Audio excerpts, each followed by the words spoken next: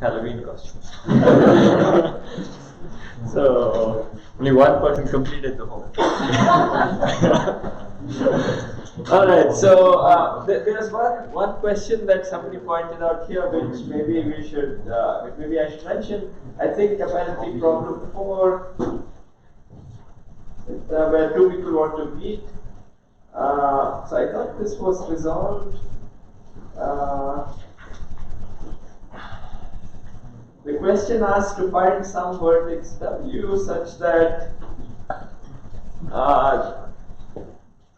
both of these are close to W, right? And the way you formalize it is by saying that you want to minimize the max of the distance from A to W and B to W. Yeah, I think in the problem it's stated as WA and WB. It should have been AW and BW. Somebody posted it on Piazza. I thought it was resolved, but apparently none of the instructors actually posted an answer. So yeah, I just wanted to clarify that this is all I meant. Because it's a directed graph, maybe distances are not symmetric. Okay.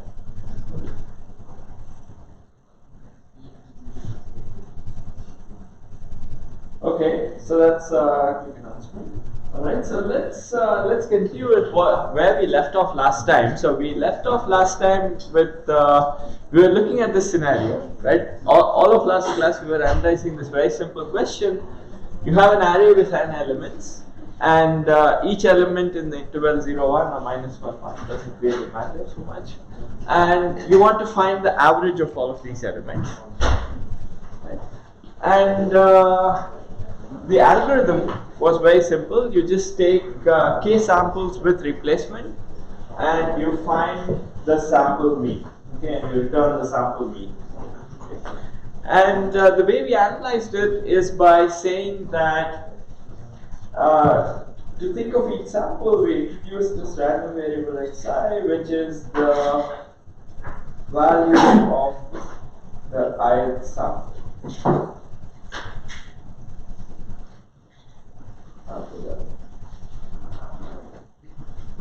So this was somehow crucial to our to all of our analysis, and we said that what we return can be viewed as sum of independent random variables of that kind, okay, or the average of of a bunch of like k random variables. Each is distributed like that. Okay. So that's what we said, and then we introduced this notion of Chebyshev's inequality. It's basically an extension of Markov, and we said that the probability of the error being more than something like t divided by square root of k. So something like this is at most 1 by t squared for any t bigger than 1. So if you set, let's say, t equals 2, then what you get is that the probability that the error is more than 2 by root k is less than or equal to 1/4. Okay. And this is the kind of confidence interval bound that we were looking for. So we wanted our estimate to be close to the true value with a high probability. So this is what gave us this confidence interval bound.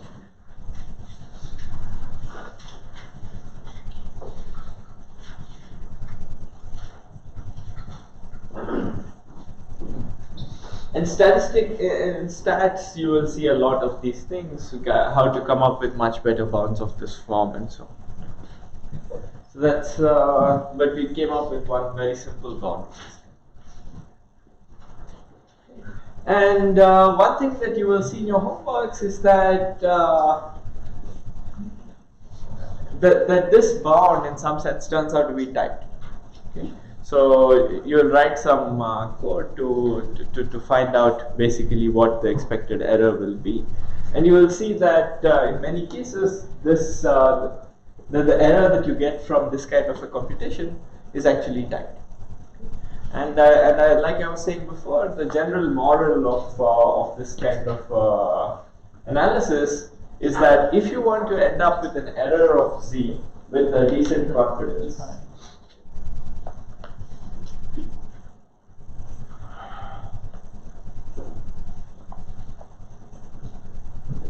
and think of z as some quantity like 0.01 or something, then you need to sample roughly 1 by z squared many points. So if you have something like this, this would be something like 10 to the 4.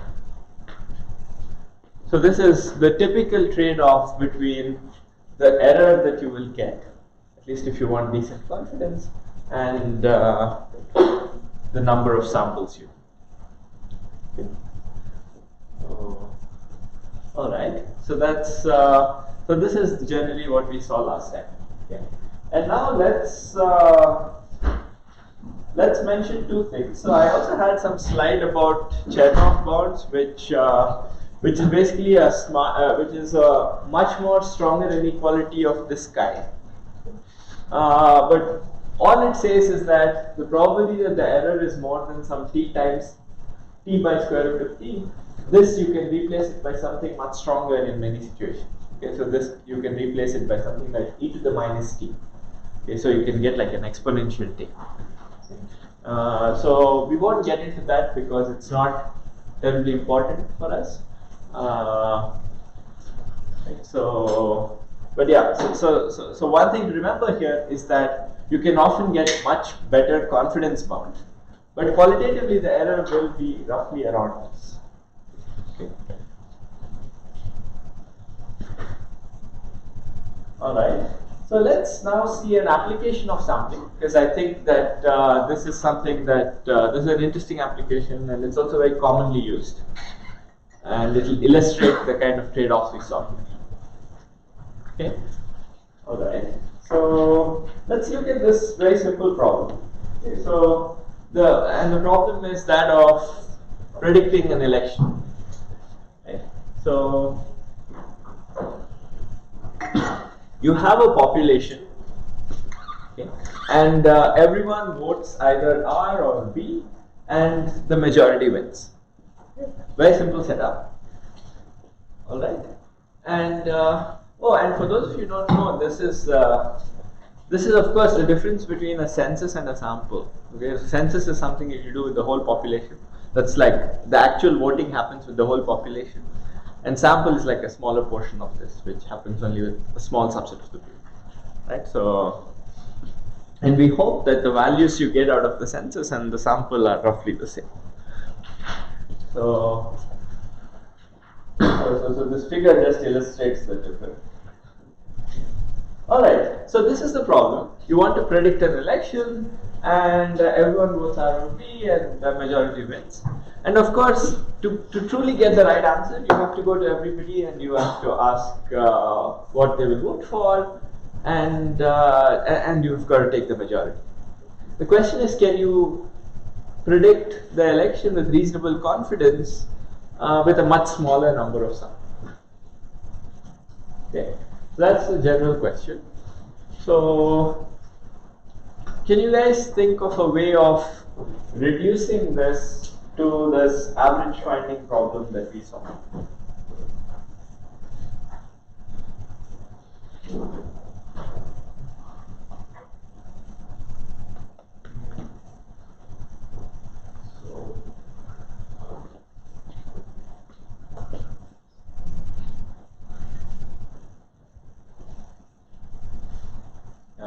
Let's see.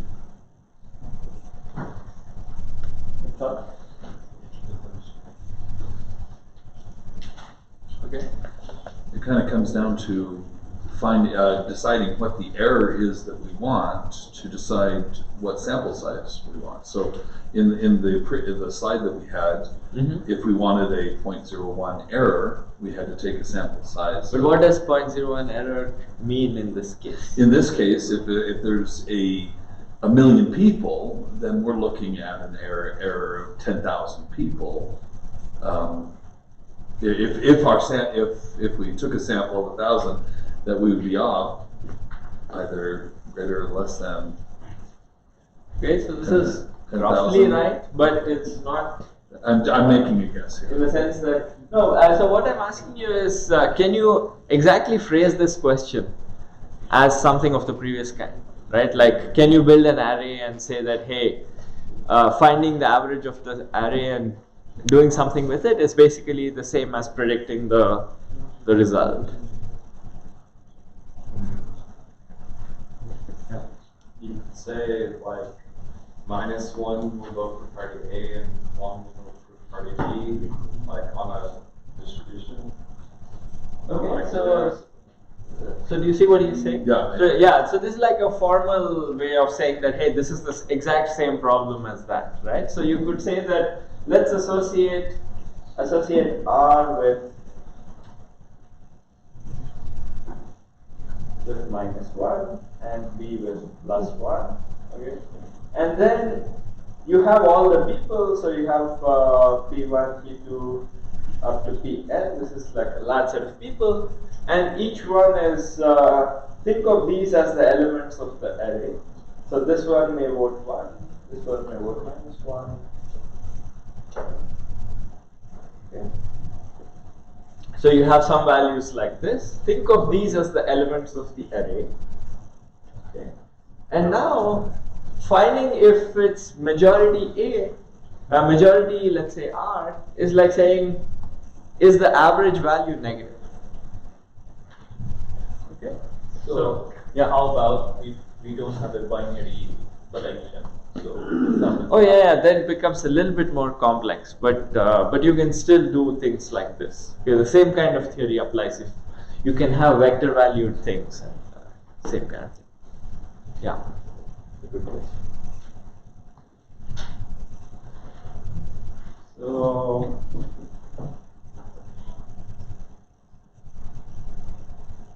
finding if, or rather, R is majority if and only if value is less than 0.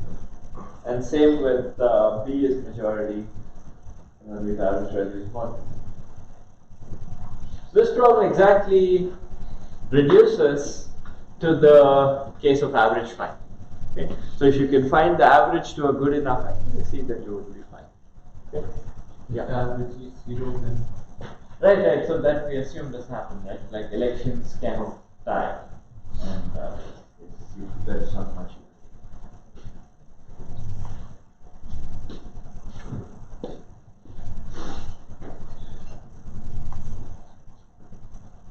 Okay. So any questions about the reduction? So it's just claiming that this is exactly the same problem as average find. And for this, we know how to do this problem, right? So we know that for average finding, what we have seen before is that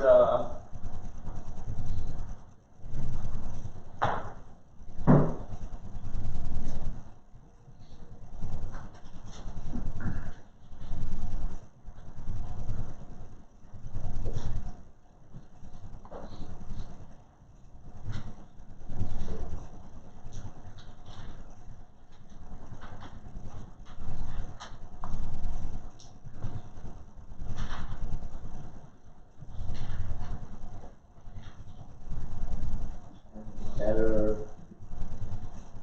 some epsilon will be roughly 4 by epsilon squared. I forget the constant. It may have been 16, but it doesn't matter. Okay, so let's pretend that it is 4. So this is what we saw last time, right?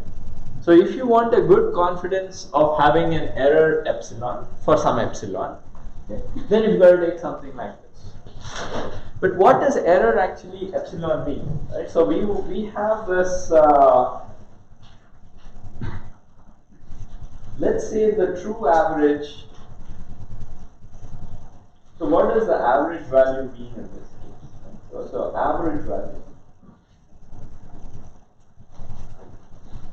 is number of B minus number Z divided by N. Correct? That's just the sum of all the elements divided by N. The sum of all the elements is you get a plus 1 if you have a B and the minus 1 if you have an R. That's why it's number B minus number R divided by N. Okay? So this is what we mean by the average. And we are saying that you can estimate this quantity up to some epsilon N. Okay? And this goes back to what he was saying before. Like if you have an epsilon of 0.01, then you are estimating this difference to something like epsilon times capital N. So if you had 1 million people, you are basically getting an error of 0.01 times a million. Okay. So that's what subtract to get average. No. But the way I defined it, this is the average in the sense of average element of the elements in the array, right?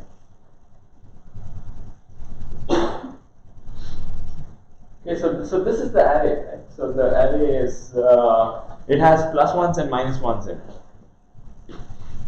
Okay, so 2 minus the number of this here.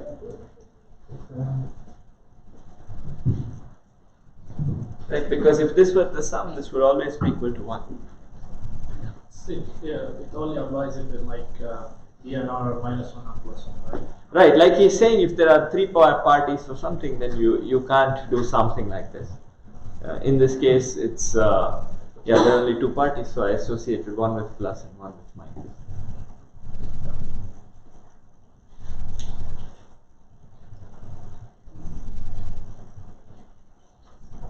Okay, so this is what we have, right? So we can estimate this quantity up to some error of plus minus epsilon using using something like 4 by epsilon squared samples. Okay. So now the question is, so is this good enough, right? So when is this good enough? Okay, like we estimate this difference by n. Let's assume for now that epsilon equals 0.01.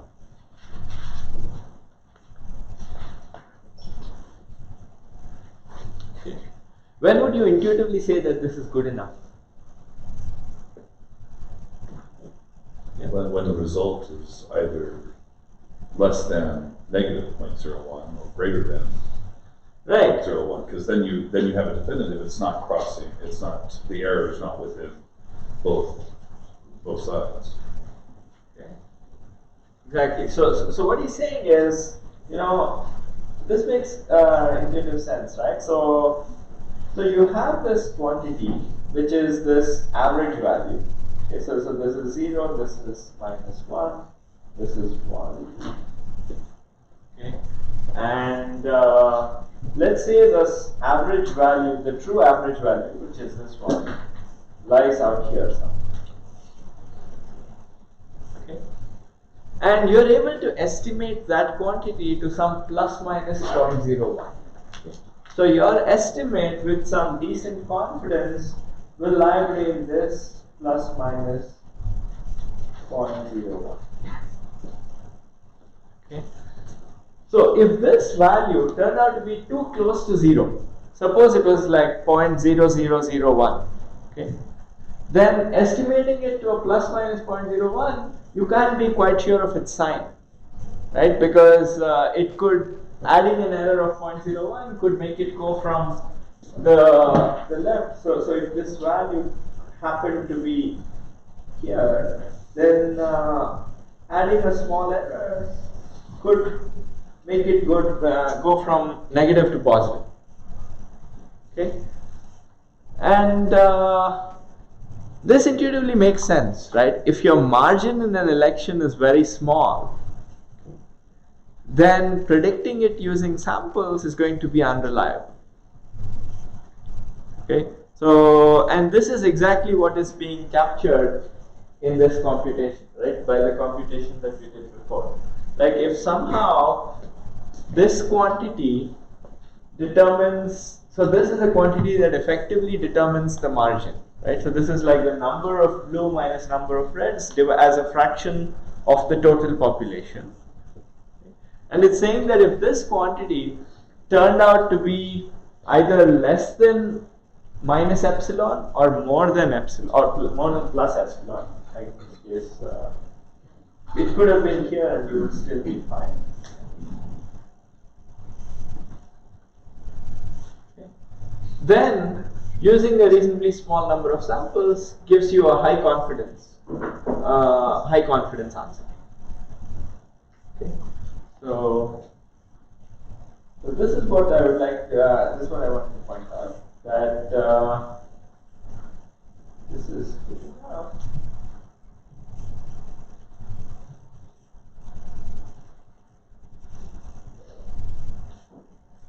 Only if the true average, which is basically number of b minus number of b r by n, is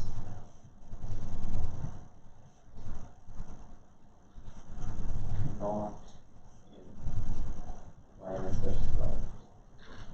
Okay. So if the true average is not in this small interval, then we can be confident enough in our estimate. Okay. And this is something which shows up all the time in predicting elections and so on. So that's why you can predict well with small samples if your margin in the election is somewhat large, and otherwise you really need to take really need to get a lot of samples. And like we saw before, there are trade-offs. If you want an even greater confidence, then you need a bit more samples, and everything that we have seen in the last lecture carries over to this set. Okay. So, yeah, do you have questions? Yeah, I thought that the true average would always be interval. It would always be in the interval -1, 1, right? Because is this quantity, this is the true average value. So it's always between -1 and 1. Okay? But we would actually like it to not be too close to 0. If it's too close to 0, then it means that these two values are roughly are quite close to one another. And then your confidence in your estimate will not be large. Okay? So your estimate may be, even if your estimate is off by 0.01, that is too much error. In practice, we don't know the true average. Yeah, so in practice, we often don't know how close the election is. But there are ways of finding that out also, right? Like, actually, this is a great question. So what he's saying is, in practice, how do you know if your election is close? Actually, any answers given what we have seen?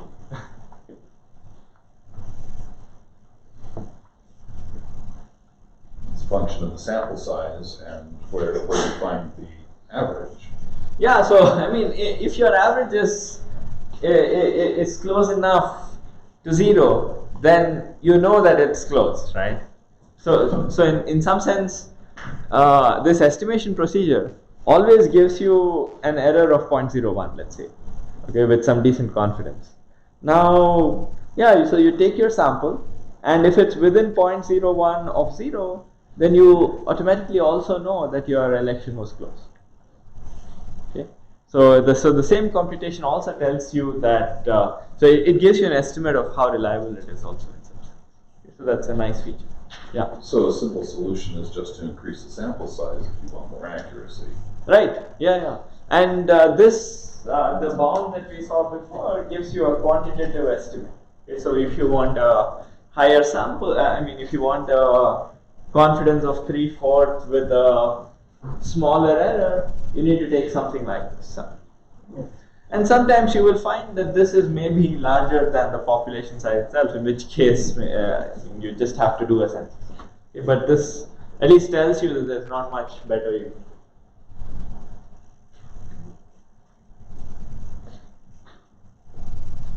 Alright, so the moral is that it's a very intuitive model. It's that if your election is close, then you need a lot of samples in order to be able to predict correctly. And once you need a lot of samples, then issues like, oh, is this a biased sample and so on become important. And this is why people have been having difficulty in predicting elections. Okay, like generally, if an election is somewhat close, you need lots of samples. Once you need lots of samples, getting an unbiased set of a large number of samples becomes pretty tough.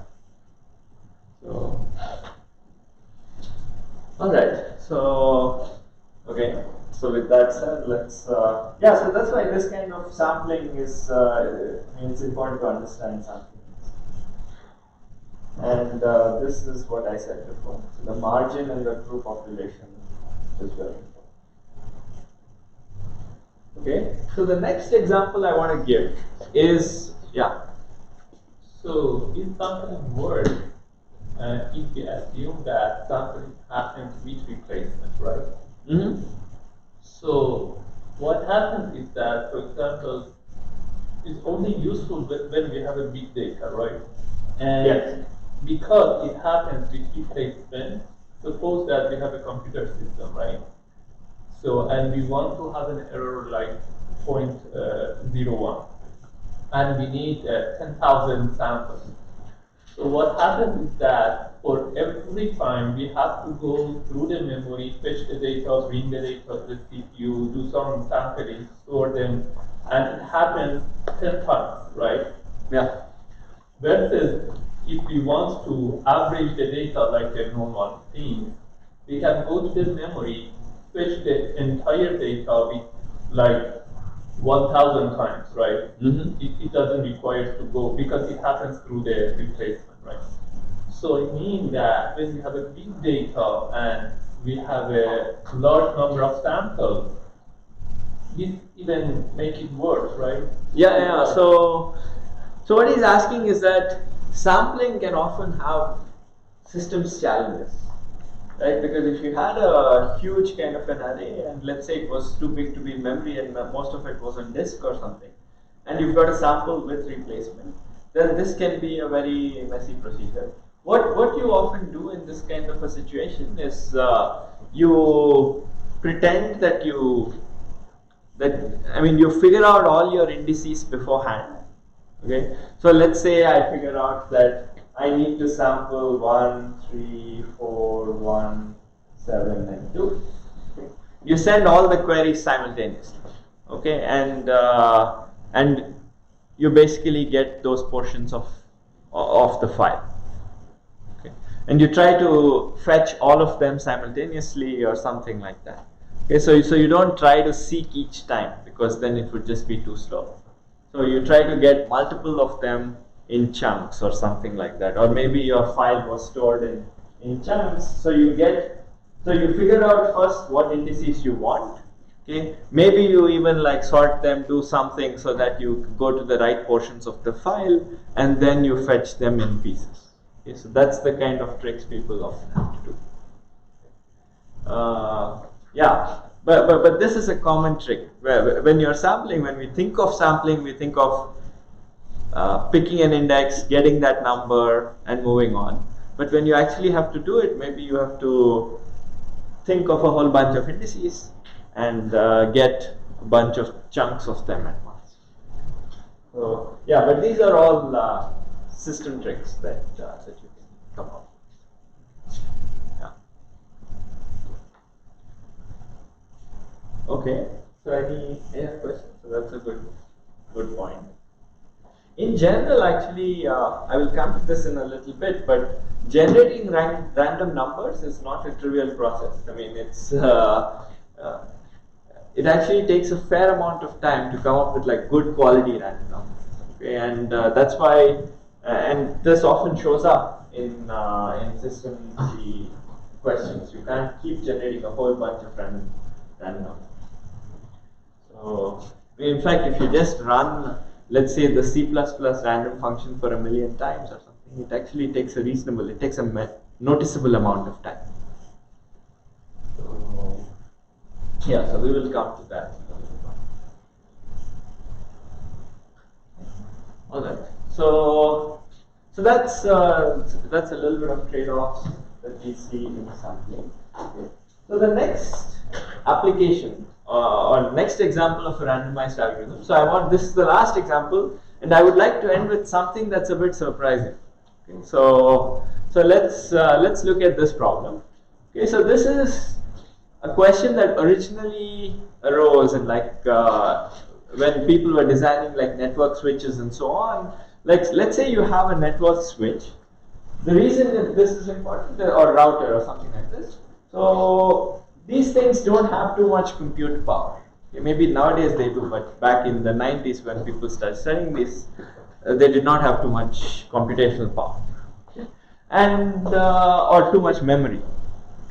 So let's say you have packets that arrive at this switch. Each packet, let's say, has a destination. Okay, and let's say you are a network administrator and you're doing some kind of statistics. Okay, so you want to know how many distinct destinations are there.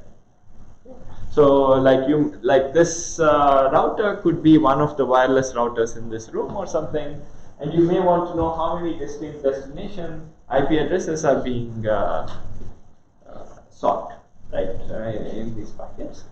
Okay. So it's a very simple problem, right? So you have all these destinations, at least if you assume 32-bit IP addresses. So these are all destinations in this range, effectively. And you want to know how many distinct elements are there. Okay.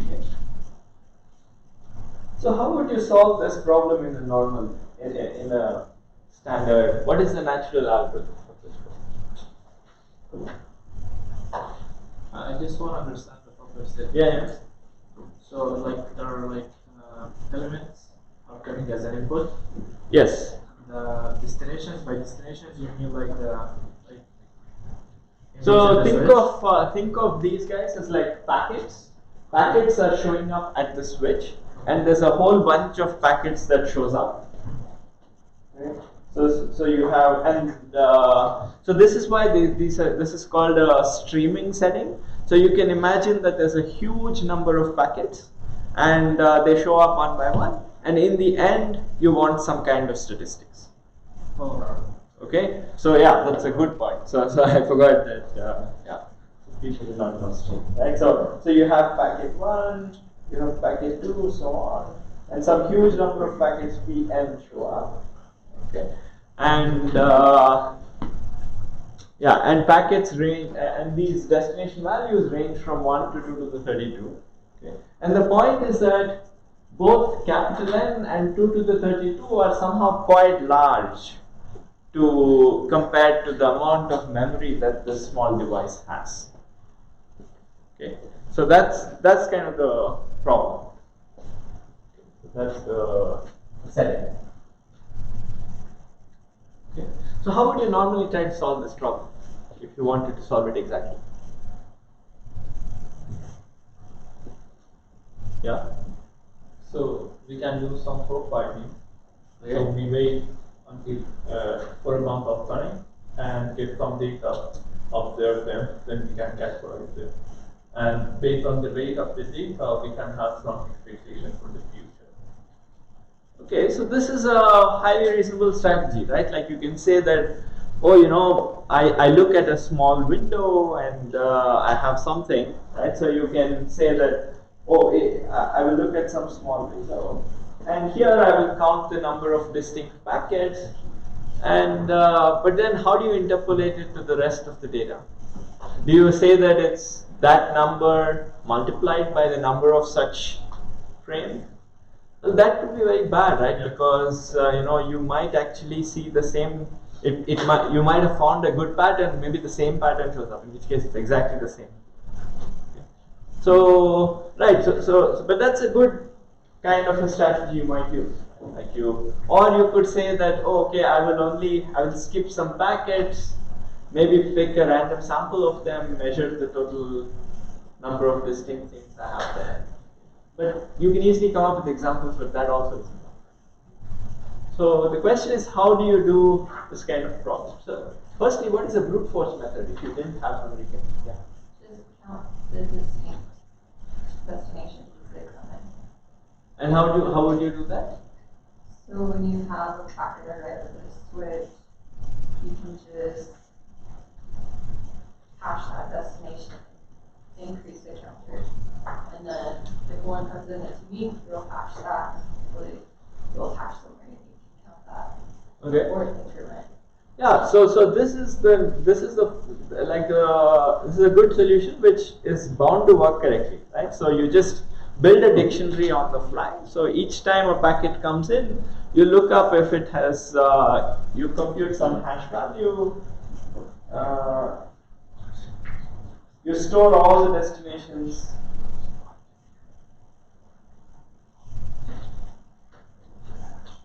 In a hash table. If some new destination, if a destination shows up, you check if it's already present in your dictionary, and you can do it with hashing, let's say in constant time. But if you really want to be serious, maybe you can even store a binary search tree, and then you will get a log n time. Okay, but that's still okay, let's say. But the point is that this takes the amount of memory you need is proportional to the number of distinct elements you see. Right? So it's proportional to the actual answer. Right? So amount of memory you need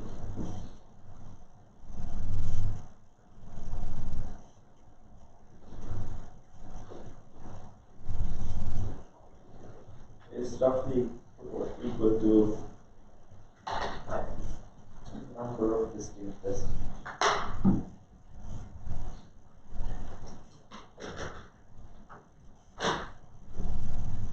Even more brute force solution, which I thought would be the first thing to come up, is that you can have an array of size 2 to the 32 and see if there is, and then later count.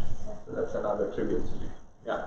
But can't we, for this problem specifically, can't we kind of assume that the number of distinct destinations is not too big, not exponential or anything? Yeah, so you can assume that it will be significantly smaller than this, okay? But it could still be fairly large, right? So it could be in the order of, tens of millions or something, in which case you will need a fair amount of memory. Okay. Okay, maybe not in this room, but yeah, but we are thinking of, the switches can be anywhere, right? So, yeah. Actually, all of these problems, I think the first people to look at them very seriously were like Bell Labs and AT&T, and they were looking at like switches inside like big networks and so on. Okay, so that's where a lot of these questions originate. Yeah. So if you are using that, will that be slightly better than they will be comparable in the sense that, yeah, maybe a set is, the implementation of sets often use hash tables. Sometimes they use binary search trees, which would also be similar. Okay. Yeah, but yeah, you can use some data structure of this kind.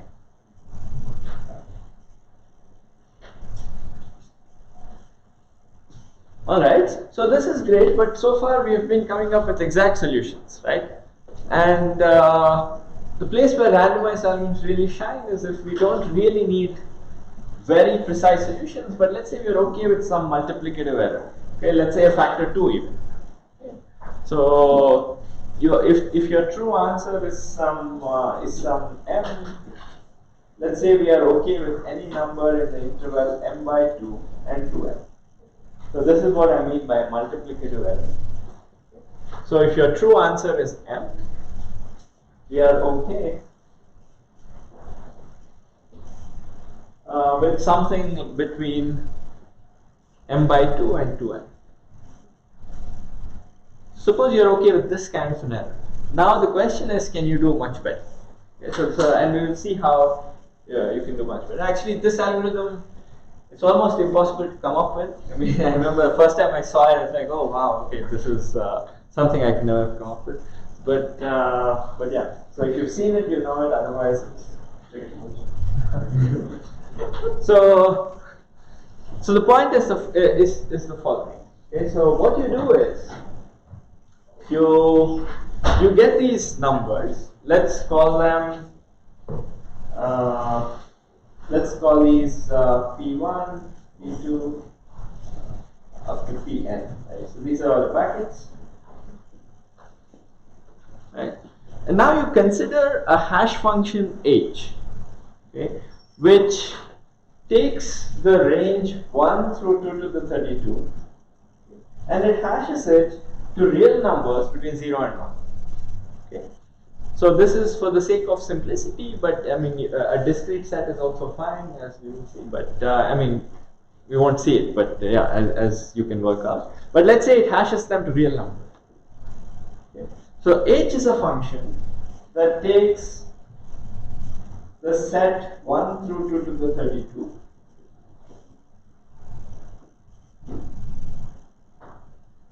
And hashes it to this to the real line. Okay, so you can think of the interval 0, 1 as being this thing, and you can think of the number 1 through 2, and this gets hashed to some point, this gets hashed to something else, this gets hashed to some other interval.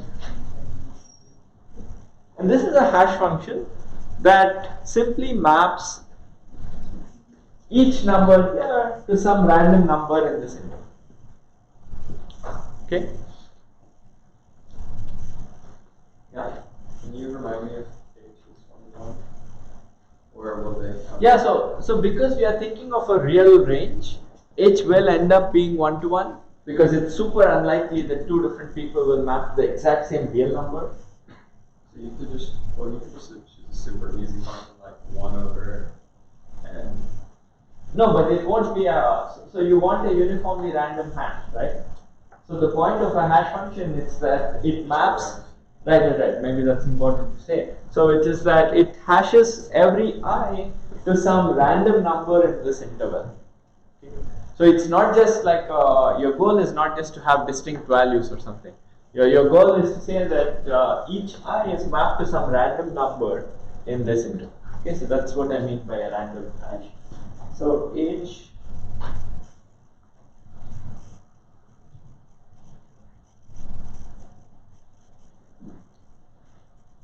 each j to a random number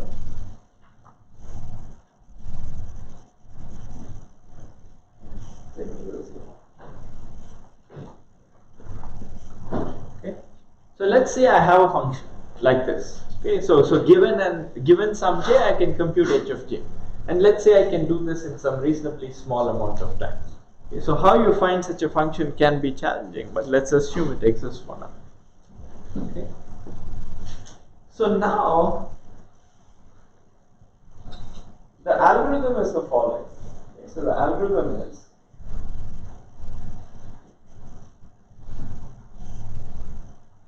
whenever some pi arrives, so compute h of pi.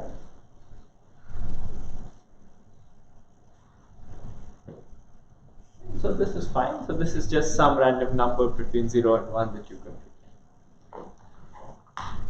And this is the key thing. So denote by x the smallest value of h of pi so far. Okay. So apart from these hash values, so whenever some pi arrives, I find this thing. Then I keep track of the smallest value of the h of pi's that I've seen so far. So x is this number that starts off being 1, and each time pi arrives, you compare this h of pi with x. If it's smaller, then you replace x with that h. Okay. So far it's super easy to do, right? Like all you have to do when a pi arrives is compute this, compare with x, If it's smaller, update x. Yeah.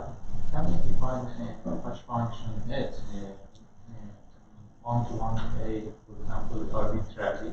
For example, we can set h of A, for example, k is k divided by 2 to the... Right, so that's what you're asking, right? Like you can have, let's say 1 by k or something like that to be a hash function. But that's not what I'm looking for. I'm looking for a hash function that maps every j to some random number in this interval. Okay? And that will be extremely important to what I'm planning to do. Okay? So what it's doing is, so it's taking every j and it's mapping it to like a random number in this interval. But the interval can be, for example, 0 to 2. So that is a technicality, doesn't matter. Yeah, so let's assume for now that it's 0, 1.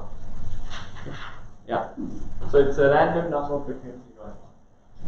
So now, right, so my question now is, what do you expect x to be in the end? Okay, so is there an intuition for what you would expect x to be in the end? Right? Something close to 0. You expect it to be small, right? Because you're taking a min of a bunch of random numbers. Okay. So my next question is the following. Okay, so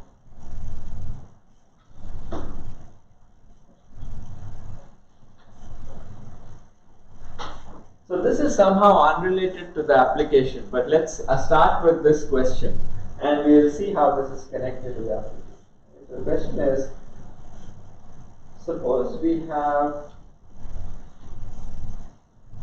k random numbers, random real numbers in the interval 0, 1. Okay, so imagine taking the interval 0, 1 and throwing k random darts on it. Right? So it's like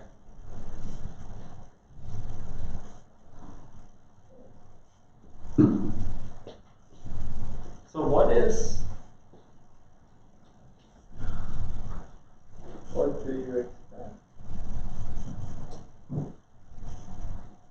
the smallest number to be? Okay. So any intuition? If you had like k random real numbers, so it's like, so imagine you have a real interval and you just throw k darts into it. And let's say you're not a good dart thrower, you throw randomly. Okay. So and what do you expect the least number to be? Something around nothing. No. So, yeah. One. Yeah, so you would guess that it's something close to 1 by k, right? Because you have something roughly 1 by k. In fact, maybe it will be a little bit smaller, but yeah, but you expect to be of the order of 1 by k, right? Because you know that if you look at the first 1 by k sized interval, you expect exactly one guy to fall within that. Okay? And if you look at the 1 by 2k, your expected number that will fall into that is like half, which is less than 1. So you maybe don't expect somebody to be less than 1 by 2k. So it's something roughly 1 by k. Okay? And this is somehow the key intuition. Okay, so if you had k random real numbers in the interval 0, 1, then you expect the least of them to be roughly 1 by k. So now, how does this relate to this problem? Okay. So now you have these. So the observation is that h of j is basically a random number, real number in the interval 0, 1. Okay. So I have these packets that were showing up, P1, P2, up to Pn. Many of them are repeated and so on. Okay. But let's say there are like m distinct ones.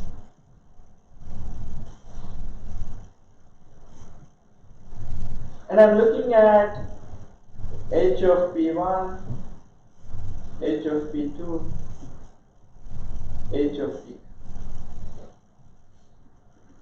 Okay.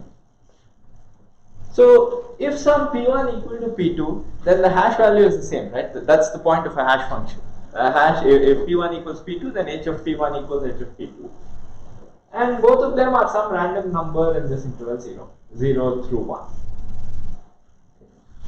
So now, if I look at these values, these are exactly m random real numbers in the interval 0 through 1. Okay? Because there are m distinct values out here. Okay? Like if these are distinct, if and only if these guys are distinct. Okay, so these are m random numbers in the interval 0, 1. Okay, so you expect the least of these guys to be very close to 1 by m.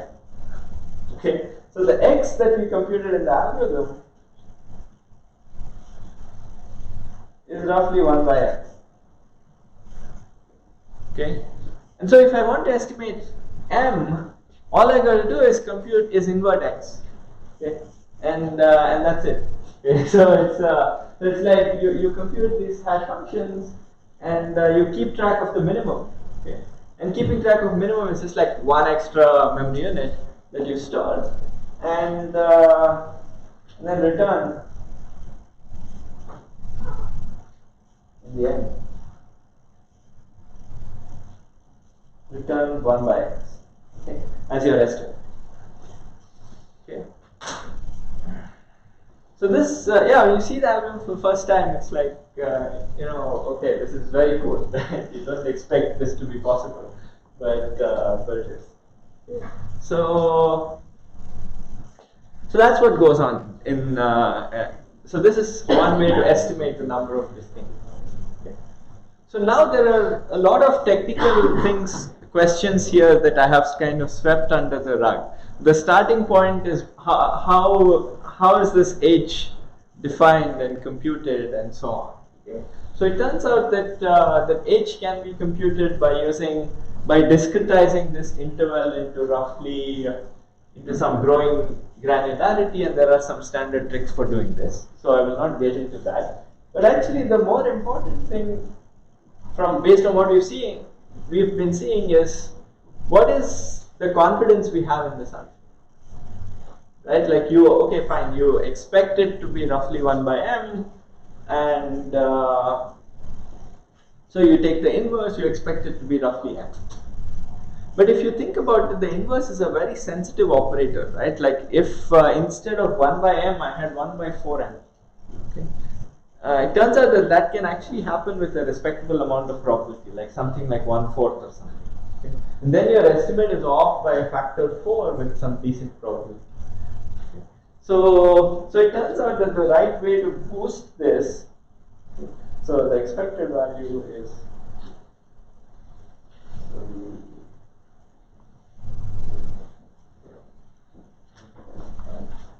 and we know that expected value of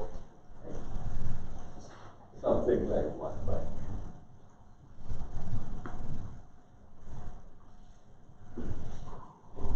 So if you have this, it does not mean that expected value of 1 by x is m. Okay, so this is not true.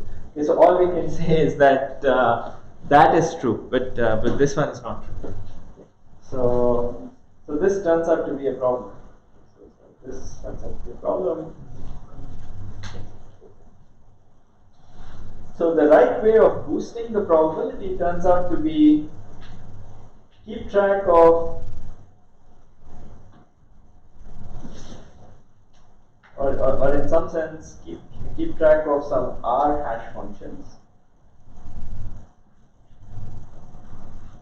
Okay. So in some sense, repeat this process in parallel R times. Okay, so each switch, instead of so you have this algorithm that that you are doing, imagine R copies of this algorithm running in parallel. So whenever a PI arrives, it okay. So you have So you have the first hash function h1, you have a second hash function h2, and you have some hr. R is not very big, but it's somewhat large. Okay, so R, think of it as like 20 or something. Okay, in practice, you don't need more than 20. So you have something like 20, and whenever some packet arrives, you send it to all of these hash functions. Each one has some running minimum value that it's keeping track of. So this algorithm is running on each of them. This guy produces the estimate. So this guy has some answer x1 and it produces 1 by x1. This one has answer x2, it produces 1 by x2. And the median of these answers turns out to be a good estimate.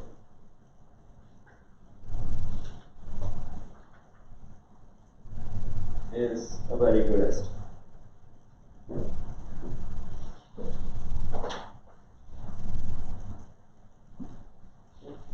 And here again you can prove the same kind of bounds that we did before, which is that if you want an answer to like 1 plus minus epsilon as a multiplicative factor, you can do it using roughly 1 by epsilon squared.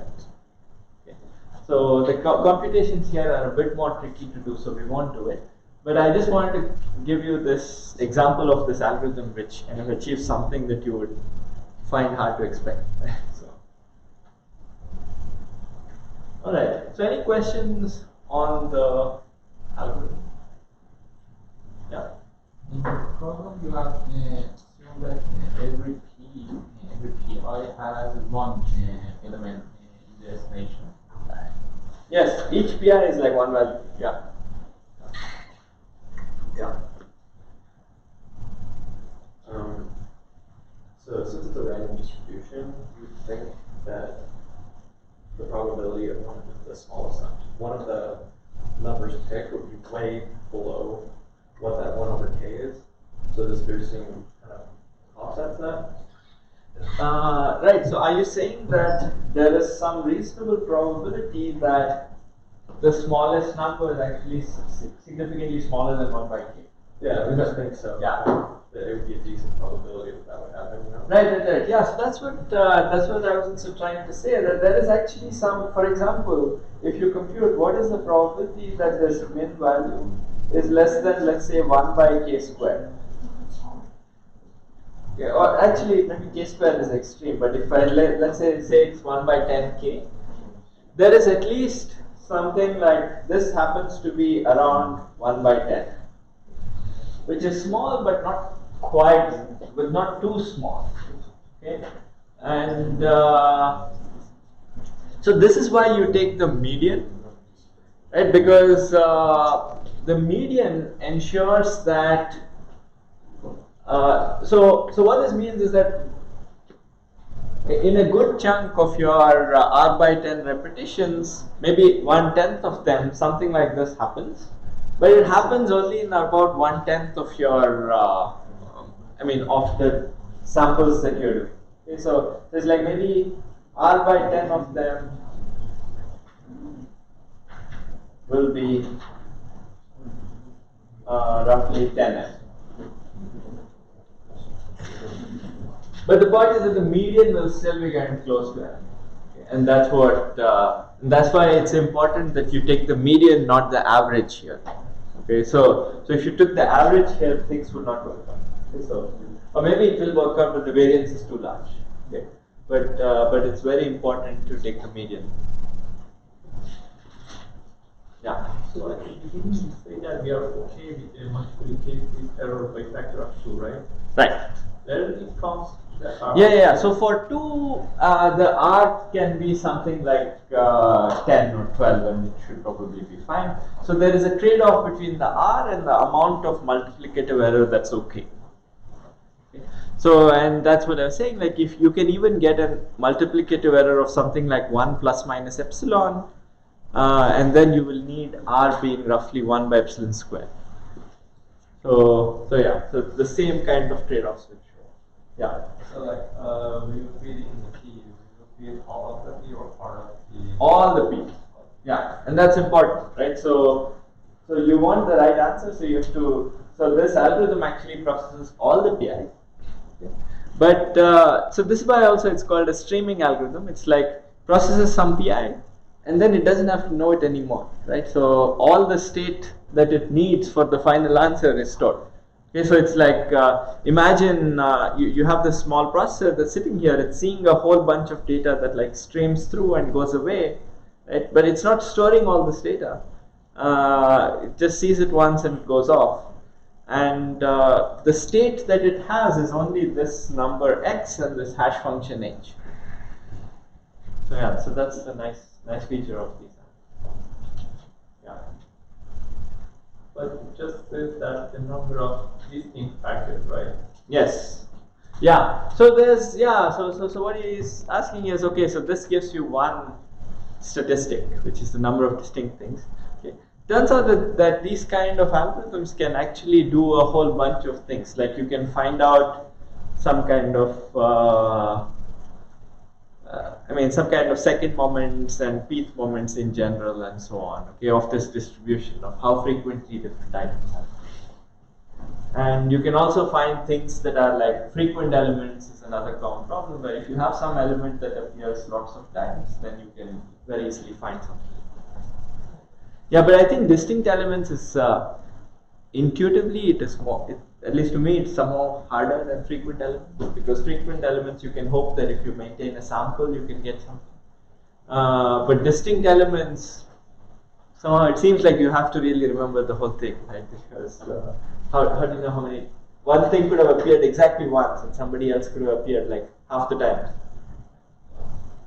Yeah.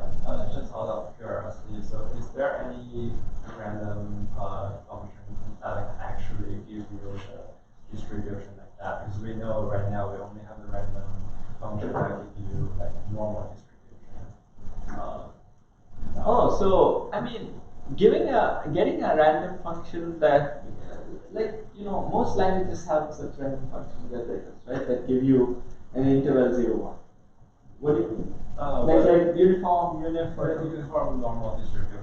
That's like the. No, normal is different from uniform. So normal is the Gaussian. I think also. Uniform is uniform in 0, 1. Oh. Yeah. So I think what you're thinking of is standard normal. Standard normal is M01. Okay. Yeah. Yeah, most languages have a support for uniform. But if you want to do this very formally, you actually have to do a bit more work. You have to be careful, and you have to make sure you take into account the fact that this is 32 and you keep track of like 32 random bits and so on. Okay, so it takes some effort. Okay. All right. So any other? Yeah. I was wondering if you use all of the PIs in your algorithm. You said you use all of them, yes? Yeah. And then you can compare them to find exact different elements, distinct elements. Right. So, but the point is that your time complexity is still n, because you are looking at each of the elements. But you have much smaller memory than n. So the amount of the memory footprint of your algorithm is tiny, right? It is basically what it takes to store the h and what it takes to store this x. Okay. So you are still going over the whole thing. So that's what I meant by this streaming setting, where like this whole input comes as a stream. And if you think about it from a packet routing point of view, every packet eventually goes through the router, right? So it is doing n computation. N amount of something. Right, so it's just that the packet doesn't have space to store information about all these n things. The router. So it does save one element every time. H of PI, which is uniform. H of PI, that's right. Yeah. Right, and each time you just that's the nice thing about computing a min, right? Which is that you don't have to store all the elements. You just keep track of the min so far, and if it is smaller, you update it. Yeah. Alright, good. So this is what I generally wanted to say about randomized algorithms. Like sometimes you can do very strong things, and often it helps under what you call resource constraints. Okay, like generally you have small memory, you have, let's say you can, yeah, sometimes you don't even want to look at all the input like in sampling, right? So, and this whole class of algorithms, these are called sublinear algorithms, where you either cannot even look at, or you are definitely not able to store the full input. Okay, so that's why these are called sublinear algorithms. And you still obtain good estimates. And randomness often allows you to trade off some kind of accuracy with the running time or memory complexity or something. So, yeah, one big caveat that I kind of mentioned some time ago is that it's not clear how to generate random numbers, right? And there is no, for example, universally accepted ways of doing it. Okay, so maybe I'll put up a link to like this recent CACM article about this, which I thought was interesting, right? So, like, given a sequence of things, can you decide if it's random, right? And that's a big philosophical question, right? Like, what does it mean to be random? And one of the standard ways of doing this is this notion of a Kolmogorov complexity, which is can you compress these, and something like that, right? So, yeah, how many of you have heard of this notion of Kolmogorov? So if you haven't heard of it, it's very interesting. Maybe I'll spend a minute or so describing it.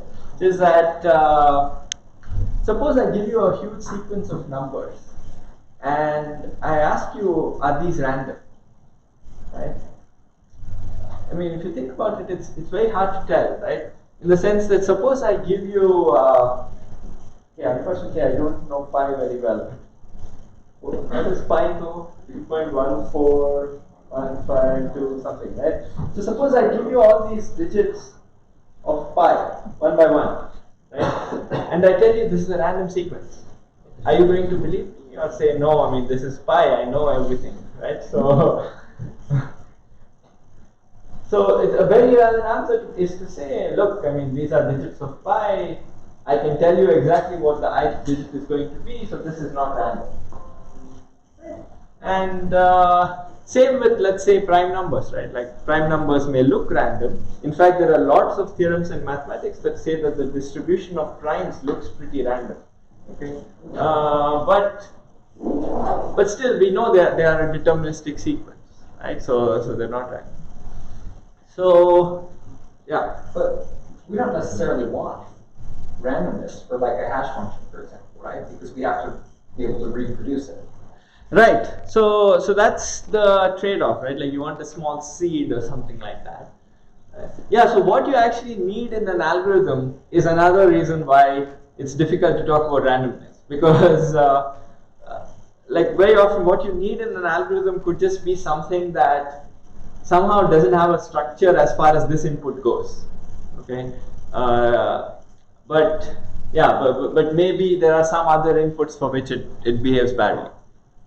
So defining this is actually a tricky thing, and I think the most commonly accepted notion is this notion of Kolmogorov complexity, where it's defined by saying a set of random numbers is something that cannot be expressed in a succinct way.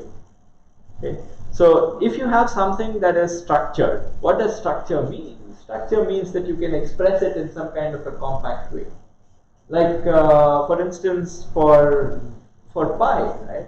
Like you can say that I define what pi is, and I define an algorithm that can produce the ith digit of pi. And this is like a small algorithm that I can write down, and it produces every digit of pi one by one. So if such a description exists, then it's not random, because it's something that can be described in a very short way. So this notion of a description length is one thing that it's one of the formal ways of defining what it means to be random. Okay, but on the other hand, like he's saying, if something has a huge description length, then it's useless in practice, because to define the random numbers, you have to actually go and look at this whole description, which can be very, very inefficient. Okay. So there is this whole trade-off between how to generate random numbers, how you can do it efficiently, and so on. On the other hand, your description length should not be too tiny, in which case it's basically deterministic, and then you don't get the good properties you get from randomness. Okay? But on the other hand, can be too large. And there's also this bigger complexity question, which is we know that randomness helps us solve problems under resource constraints, like we saw before, like some space constraints and so on. But we don't know if randomness helps us solve problems that are much harder, right? Like for instance, does it help you solve problems that we don't know how to do classically, at least in polynomial time? Okay. So people, for instance, there are two classes of people. There are people who believe that this is not possible. I mean that randomness actually doesn't help us. For every randomized algorithm, a smart enough person can come up with a deterministic algorithm that also works. And there is this whole area in theory called de-randomization that deals with stuff like this. For every algorithm, try to come up with a de-randomization. And and this is called this big question called, similar to P equals NP, there is this question of P equals RP, this randomized polynomial time. Okay? And this also is one of the big open questions in here. So, alright, so we don't know exactly the power of randomness or how to really generate random numbers, but randomness is useful and it's used all the time. Okay, so. Alright, so any other comments here? Yeah. It seems to me that there's a lot of random processes in nature, like the location of electron around neutron, whatever. Right. I don't know why they haven't been able to harness one of those processes up at this point inside of a computer to like actually generate random numbers. Oh, right. So this actually people do. Like one of the common ways of generating random numbers is to look at like measure temperatures of certain processing elements or something like that and take the least significant bit of that. Okay, so that's one of the ways of generating random numbers. What he's saying is that there are a lot of somehow random processes in nature, and why don't we use those to generate? That's a great point. Okay, so and this is actually done to some extent in some machine architecture. Like you look at certain temperatures, you try to take the last bit of that or something like this, and those you view as some random. Yeah. So this has been suggested. I don't know if it's actually done in like mainstream things, but it has been suggested as one way of doing it. Yeah. So it is used because Oh yeah, you should know. Yeah. Of Okay. physical unclonable function. So which people make use of process variation that happens during fabrication of chips. So it turns out that every IC that are fabricated can be different from each other due to process variation that happens naturally. And this process variation is used to produce true random numbers. Okay. Yeah. And again, what is true is a matter of interpretation. But so there are some ways of using physical processes to generate random things. Well, I mean, could they just solve that question then? Like, Which one? if they have those architectures out that can actually generate true random numbers, like, can't they just solve that question? Yeah, this thing. Yeah, so then the question becomes, what is true random numbers, right? Because there are always physicists who argue that everything in principle is governed by physical laws. So you should be given enough computation. You should be able to simulate what is going on, what certain temperature is going to be, and things like this. Okay, and you should be able to do that to whatever accuracy you want. Okay, so then the question becomes, maybe a supercomputer can tell you that your next random bit is going to be 5 or is going to be 0 or 1 or something like this. Does that mean this is random? Right? So it's not clear. Yeah. Actually, that also is, if you guys have heard of all these quantum supremacy stuff, that's kind of related in a similar way. Okay. Yeah. Alright, so maybe let's stop here. Next time we'll start looking at optimization.